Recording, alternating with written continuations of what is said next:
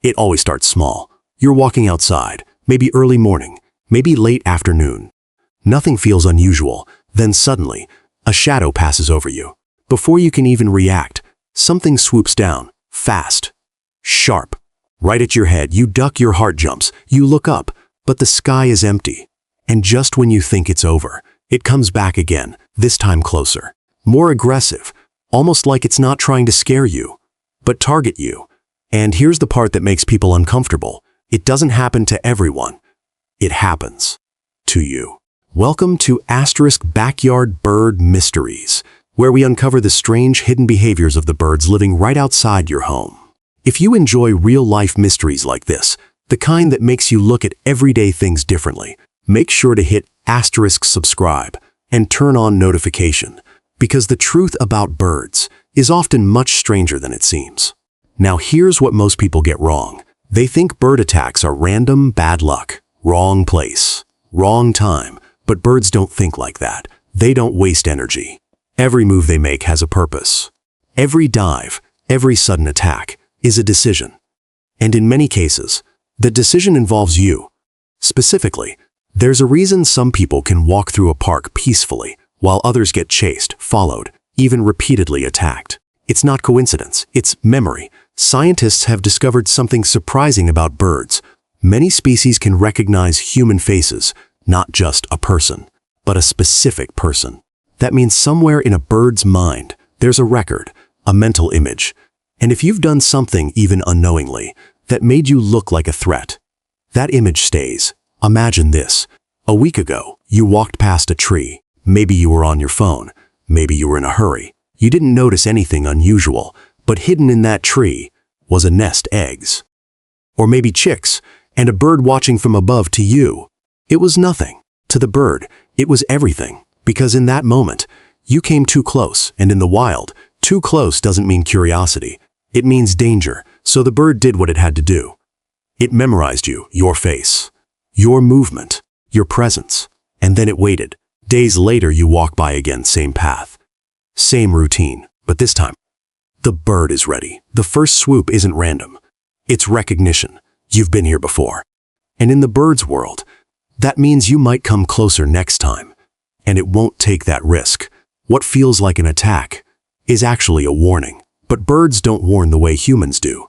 They don't speak, they act, they get close, they make noise. They dive just enough to scare you, without always making contact, because the goal isn't to hurt you. The goal is simple: make you leave, and never come back. Now here's where things get even more interesting. Why does it feel like it's always you? Why can two people walk the same street, but only one gets targeted? It comes down to patterns. Birds are incredible at noticing patterns. If you walk the same route every day, wear similar clothes, move in a similar way, you become predictable. And predictable things are easier to track. To a bird, you're not just a human walking by, you're a repeating event, something that appears again and again and again. And if that event once came too close to a nest, it becomes a problem. That's why it feels personal, because in a way it is, not emotionally, but behaviorally. You've been categorized, identified, flagged, and once that happens, it's very hard to undo. But it doesn't stop there. Some birds don't just remember threats, they share them. Certain species, especially highly intelligent ones like crows, can communicate danger to others through calls, movements, and behavior. So one bird's suspicion can spread, and suddenly, it's not just one bird reacting to you, it's multiple. That's when people start saying things like, "I don't know what it is, but birds keep coming after me." It sounds exaggerated, but there's truth behind it, because what you're experiencing isn't random behavior, it's a system, a survival system, built on memory, recognition, and protection. Now think about this. From the bird's perspective, you're enormous, unpredictable, capable of destroying everything it's trying to protect. It doesn't understand your intentions. It only understands risk. So when it sees something familiar, something it once marked as dangerous, it reacts immediately, no hesitation, no second chances. That's why the attack feels sudden, intense, almost targeted, because to the bird, it is. But here's the part most people don't realize. These encounters usually happen during a very specific time, breeding season.